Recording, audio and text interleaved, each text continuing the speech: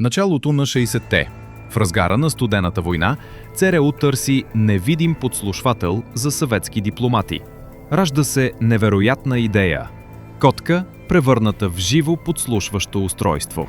Ветеринарни хирурзи имплантират микрофон в ухото, предавател и захранване в тялото, а през опашката прокарват гъвкава антена. На теория – перфектно. Животното се движи естествено, никой не подозира. Аудиото се излъчва към екип наблизо. След години работа и милиони долари идва полевият тест край съветски обект в Вашингтон. Котката е пусната и тук историите се разминават. Популярната версия твърди, че веднага е блъсната от такси.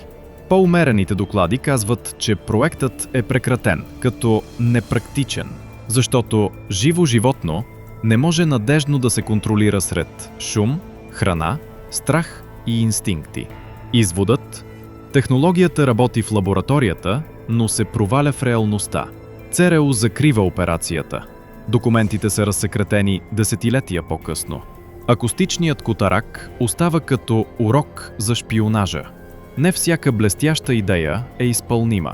И понякога природата има последната дума.